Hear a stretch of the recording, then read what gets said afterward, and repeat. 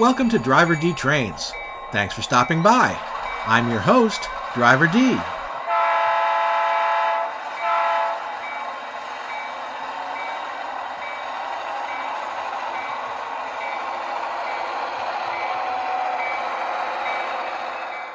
Joining us is our conductor and brakeman, Scratchy C.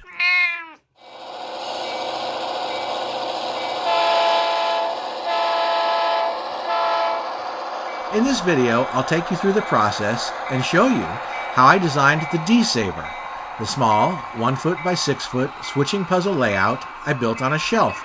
That is my version of John Allen's famous time saver layout.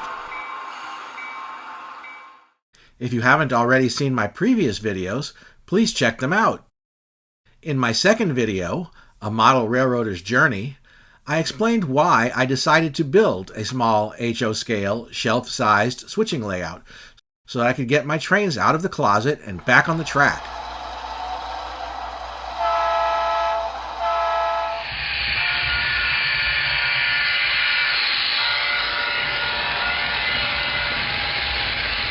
I knew that I wanted a DCC-powered layout where I could operate the DCC sound locomotives and modern rolling stock I already owned.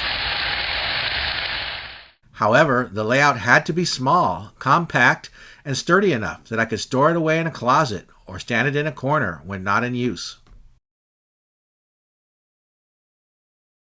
One of the first things I had to decide was what kind of track I wanted to use. 15 years ago, when I had set up trains on the floor for my children, I had used Bachmann Easy Track with built-in plastic roadbed because it was easy to set up and take apart, as well as durable and stable on the floor. However, for the D-Saver, I wanted track that was more realistic looking and available in a larger variety of sizes. When I had started a layout in college 35 years ago, I had used Code 100 Atlas SnapTrack and FlexTrack, in part because it was readily available, came in a large variety of shapes and sizes, and worked with all the rolling stock and locomotives. However, in the intervening years, Code 83 Rail, which is more realistic in size, has become more prevalent, and if anything, is available in an even greater variety than the older Code 100. So I knew that I wanted to use Code 83 Rail to build the D-Saver. Based on price, availability, and overall simplicity, I decided to build the D-Saver using Atlas Code 83 SnapTrack, FlexTrack, and turnouts. I also knew that I wanted to plan my layout using layout modeling software. I was intrigued by some of the videos I had seen demonstrating SCARM, the simple computer-aided railway modeler. I was particularly interested in the ability to operate a virtual model of the train on the virtual layout design in the software. However, SCARM is only available for Windows, and I use a Mac. So I next turned to see what options were available for the Mac. I went online and searched for Mac model train layout design software and found RailModeller Express available on the App Store. Way back in 2006, I had purchased a license for RailModeller Classic direct from the developer, so I thought I would give this new version a try. RailModeller is available in two versions, the free Express version and the Pro version. The Express version of RailModeller is missing some of the features of the Pro version, and you are limited to how many pieces of track you can use. This is quite similar to some of the other layout design packages available on Windows, such as SCARM, which I already mentioned, as well as AnyRail, which also has a 50-piece track limit for the free version. In my case, I figured that 50 pieces of track would be plenty for the D-Saver, so I installed the free version of RailModeller Express and got started designing my layout. Even though I hadn't used RailModeller in over 15 years, I found it generally easy to use, although not always intuitive. As with any computer program, it does have a few quirks, and I ran into a few problems, but ultimately it did what I wanted and I was generally happy with the results. The first thing I did when I opened RailModeller was to adjust some of the settings. The main screen shows a grid where you can begin laying out your track. From the RailModeller menu, I chose Settings and then selected Inches for the units of measurement. The grid does not automatically resize when you change the units of measurement, so I had to do that manually by going to the far right side of the screen and selecting the Document sidebar. Then I could change the layout grid to appear every 12 units, which means every 12 scale inches or 1 foot on the diagram. Next, I had to select the track I was going to use. RailModeller offers hundreds of libraries for track, vehicles, and accessories from many of the major manufacturers in every scale from Z to G. So I selected HO Scale Atlas Code 83 Track to begin. Once I had those settings changed, I was ready to start laying out the track. As I explained in my previous video, my initial idea was to build the D-Saver on a 4-foot by 8-inch piece of foam that I could cantilever off the windowsill in our second bedroom home office. My thought was that the layout would be suitably out of the way and yet still easily accessible. So the first thing I did in RailModeller was to use the Shape tool to draw a rectangle to represent the 4-foot by 8-inch piece of foam for the layout base. Then I added 4 sections of 9-inch straight track just to see how it fit. Are you reading Model Railroader, Scratchy? Do you see some good articles? That's an old magazine. That's a magazine from when I was a little boy. Watch out for the magazine. I'm going to open the magazine up here. Okay. Now the D-Saver was inspired in part by John Allen's famous Time Saver, a small switching puzzle layout that has been popular with model railroaders for over 50 years. The heart of the Time Saver, and one of the things that makes it different from some other famous switching puzzle layouts, like the Inglenook siding shunting puzzle, is the Time Saver's use of a runaround track, which is like a very short passing siding. This small section of track allows a locomotive to move from the front to the back of a car it is spotting, or vice versa, and is key to the operation of the layout. So the first thing I did when designing the D-Saver was to figure out how I was going to lay out the runaround.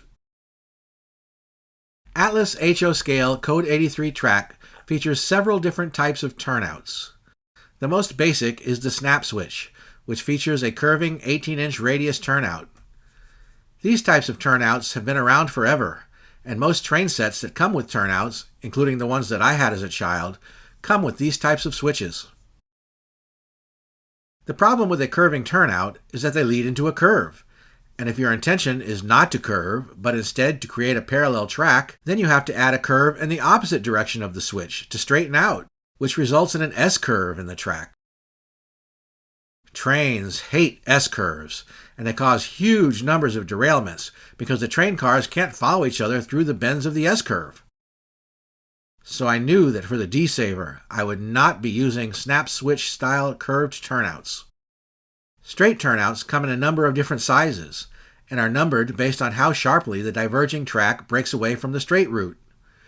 The smaller the number, the larger the angle between the two routes of the turnout.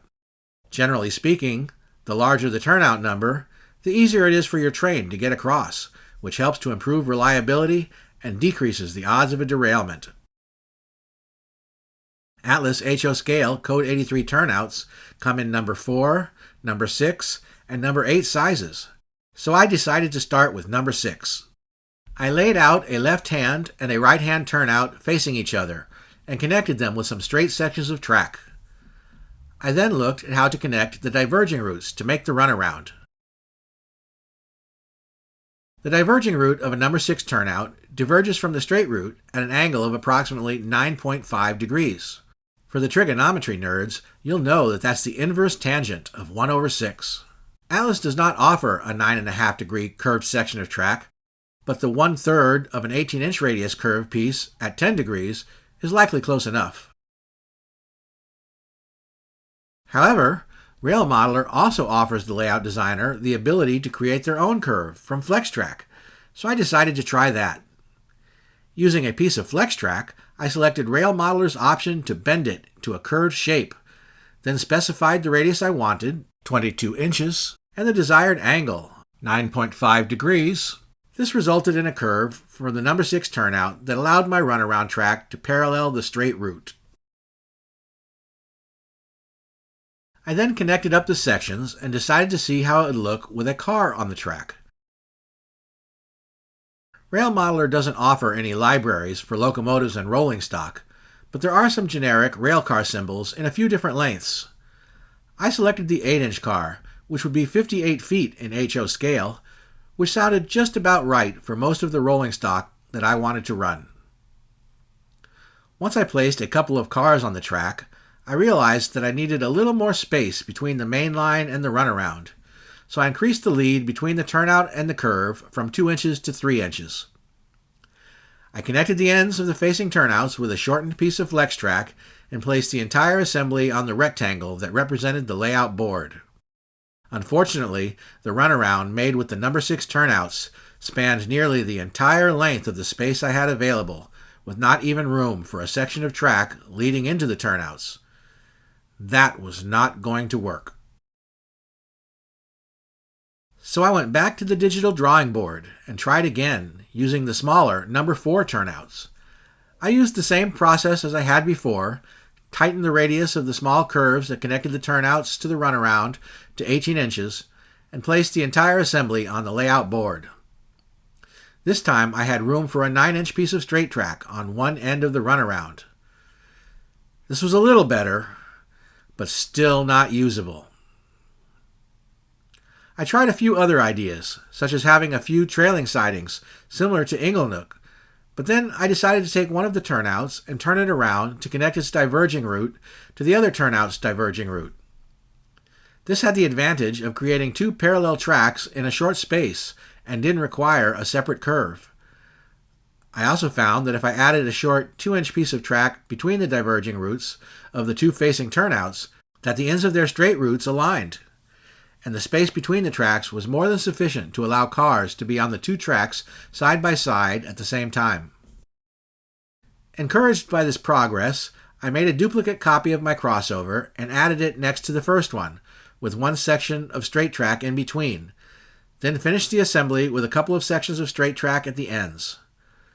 The resulting layout was 6 9-inch sections of track in length, or 54 inches long. This was 6 inches longer than what I had intended, but I was becoming resigned to the fact that 4 feet, or 48 inches, would not be long enough to meet my needs, and an extra 6 inches was not a deal breaker, and was, in fact, a pretty good compromise. The other thing I saw was that this layout was only 4 inches wide, just half the space that I had available, so I looked to see if I could add another siding. The way I chose to do this was to add a turnout on one side between the other 2 turnouts. I chose the top side of the layout. Also, all the other turnouts on the layout thus far had been right-hand turnouts. For this last siding, I used a left-hand turnout. This means that for a locomotive entering the middle track or main line from the right and traveling towards the left, all of the turnouts will appear as trailing point turnouts. However, a locomotive on the bottom track will see the turnouts as facing points. Even so, the combination of 2 pairs of connected turnouts in the middle of the layout allows for a runaround track that can hold 2 cars, with 1 car on the diverging route of a turnout, which makes switching operations possible. Meanwhile, a locomotive on the middle track or main line will be able to shuffle 1 car at a time on or off of the upper siding, which will make those operations challenging and hopefully a lot of fun. So I stretched the layout board to 54 inches and placed a track on it, added half a dozen cars, found a symbol for a locomotive, and tried switching the cars around on the screen. I backed a car into the lower trailing spur, repositioned it on the runaround, then got behind it to pull another car out of the lower facing spur, repositioned that car on the main line, then placed the first car into the spur in its place. I then repositioned and ran around the second car on the main line and backed it into position where the first car had been. I then pulled a car off the upper trailing spur, moved 2 cars onto the lower trailing spur, grabbed a second car off the upper trailing spur, and replaced it with 2 others. I continued on in this way, trying several other moves. Satisfied that this layout might work, I moved on to the next step, printing out the layout on paper and trying it with some of my HO rolling stock. I could have simply printed the layout in a single pass on a series of 8.5 by 11 inch sheets of paper, which would have been the simplest thing to do for such a small layout, but instead I decided to print out individual pieces of track, which I then cut out and taped together. I did this because I thought it would be easier to modify the paper track layout if I decided to make any changes. Once I had the paper layout taped together, I laid it out on the floor and placed some of my HO freight cars on it.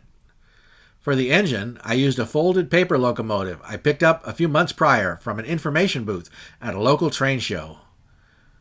I then experimented with moving the cars around on the paper track the same way I had done on the computer screen. Happy with the results, it was time to purchase the track and assemble the layout. The small D-Saver layout does not require a lot of sections of track, consisting of just 5 turnouts, 1 small curve, and some straight track. But RailModeller does offer the option of listing out all the track and the other parts in your layout, which is very handy for making a shopping list. As soon as I was able, I purchased the track sections I needed, along with an assortment of short, straight pieces I could use to make any necessary adjustments. This was a fortuitous choice, as they would come in handy later. I got all the track laid out and started assembling it on the floor, just as I had with the paper cutouts. I hadn't been able to get the short curved piece I needed for the spur at the top of the layout, so I just ran that spur off at an angle for the time being. I then placed a few freight cars on the track to see how they fit. While everything had seemed okay on the computer and with the paper cutouts, this would be the real test. And for manually uncoupling the cars, I started by using a simple toothpick. The first thing I discovered is that there wasn't enough space between the turnouts along the length of the track for the runaround and the spur at the top, so I ended up adding 3 inches there. Also, the design of the runaround anticipated that a car would be parked on the diverging track of a turnout without impeding traffic on the other connecting turnout and parallel track. But the 2-inch spacer I had used in each pair of facing turnouts was simply not long enough for this. Eventually, after some trial and error, I would end up doubling these spacers to 4 inches, which I did by cutting a 9-inch piece of track in 2 and then cutting off the extra inch. Together, these changes increased the overall length of the layout to about 58 inches, or just under 5 feet. However, a freight car could now park on one turnout without fouling an adjacent turnout, so it looks like this might actually work. The next order of business was to get the layout board to mount the track to, so off to the home improvement store I went. Because the layout was going to be located in the bedroom home office, and I had to be able to store the layout away when not in use, I did not intend to build any kind of benchwork for it. My original intention had been to mount the layout on a 4 by 8 inch piece of foam and place it in the window. However, the selection of foam at my local home improvement store was pretty poor. Years ago, I had glued together 3 2 by 4 foam boards to make the 4 by 6 layout that now entertains the skeletons in the patio room. However, my local store no longer offers those, instead selling 2 by 2 project boards. When the layout was only going to be 4 feet long, I figured that I could cut one of these boards in half and place the 2 pieces end to end for a 1 by 4 long board. However, the layout was now almost 5 feet long, which meant that I would have to cut and glue together 3 narrow pieces, and I wasn't sure how sturdy that would be. I also considered cutting down a full-size 4 by 8 sheet of foam, but that was much more than I needed, cost nearly $50, and I had no way to transport it without having it cut at the store, which I was reluctant to do without laying out the track on it first. So next I looked at the possibility of using a piece of plywood or other type of lumber for the layout base, but ran into the same issues. Finally, while wandering through the aisles, I stumbled upon the laminated wood shelf boards. These boards are designed to be used with track shelving systems and come in several different lengths and colors. For my D-Saver layout, I would start with a 1 by 6 board in one of the brown colors. I had some concerns with the shelves. First, they are heavy and tend to sag under their own weight. Second, when I got around to trying to paint or scenic it, I was going to have to get creative and find materials that would stick to it. But most importantly, the shelves are made of particle board with laminated edges, so if I cut it to the 5 by 8 size I wanted, I would have 2 exposed, jagged edges of particle board, including along the entire length of the shelf. I decided to deal with those problems later and bought one of the lighter ash-colored boards. When I got home, I laid the shelf out on the floor and reassembled the track on it. I replaced all the freight cars and swapped out the paper locomotive for one of my Southern Pacific GP38s, a well-weathered Athearn Genesis model I had previously picked up used on eBay. When my kids were young, we used to watch the remote-controlled Union Pacific GP38s switch one of the local industrial yards. So I wanted to run GP38s, 39s, and 40s on my D-Saver switching layout. Then it was time to try some switching operations by hand one last time. A final check and everything looked good. I no longer had any idea of trying to mount the layout in the window, so I set up a pair of $10 folding TV tray tables I got at Target and placed the layout board on that. Easy, instant benchwork. I found the small curved piece of track that I was missing and purchased some Tomar brand track bumpers for the spurs and less obtrusive wheel stops for the central mainline track. I soldered feeder wires to a pair of rail joiners and hooked everything together. I plugged the power lead into my DCC command station, coupled up the cars on the track, and set out the locomotive. For an uncoupling pick, I tried the small plastic KD brand uncoupling tool, but what I found worked best for me are these hard bamboo knitting needles that I found at my local Michael's Craft store. They come in a package of 2 for $6 and are 9 inches long and available in several diameters. I bought the smallest size they had in the store, which are 4 millimeters in diameter, although smaller sizes are available, and they work great as an uncoupler. So now that everything was set up, it was time to fire up the Jeep and run an operating session. The D-Saver was alive! It's alive!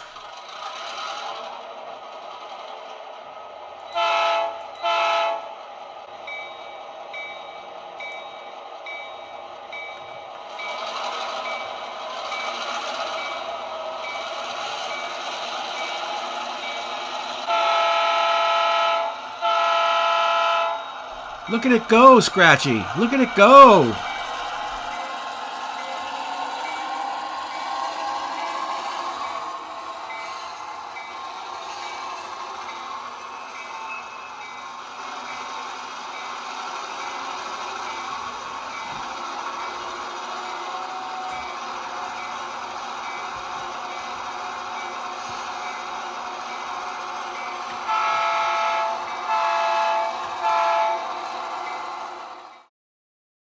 Uh-oh, our conductor, Scratchy C, is busy inspecting the train.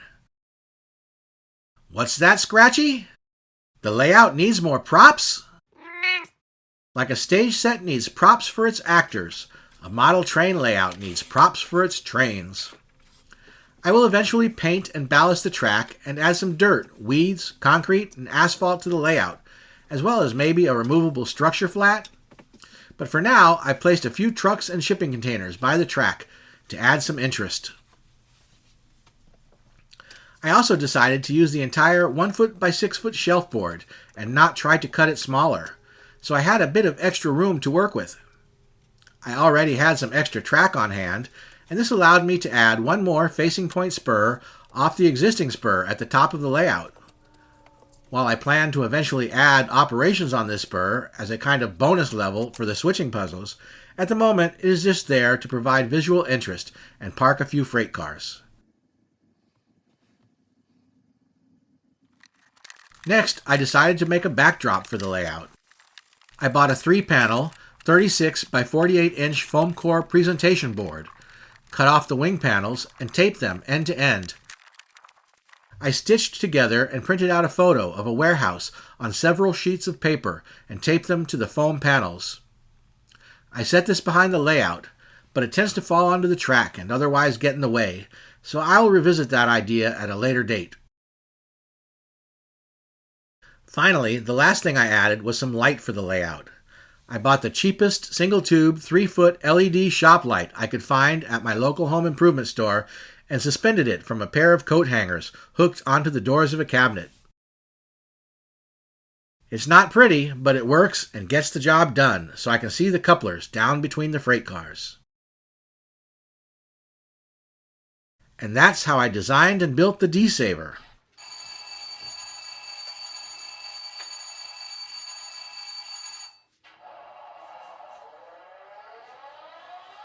The layout is far from complete. In fact, it's barely even started. Before I paint and ballast the track, I'll be replacing some of the shorter pieces of SnapTrack with FlexTrack to reduce the number of rail joints.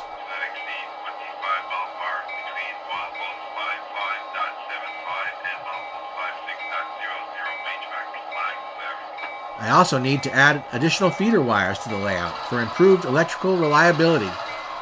Then I'll be able to start the scenic process in earnest. But even so, the layout is complete enough that I can run trains and conduct operating sessions, and has provided countless hours of enjoyment so far.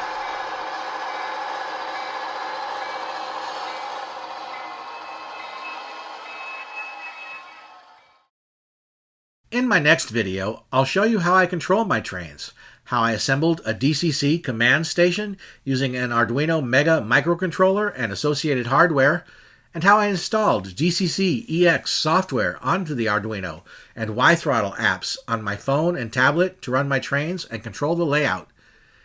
In later videos, I will show you how I set up JMRI to program my locomotives, and how I use JMRI throttles to help me run my locomotives. And I will introduce you to my custom-designed D-Saver switching puzzle app running in Microsoft Excel, which I use to generate the switching puzzles and keep track of all the operating sessions.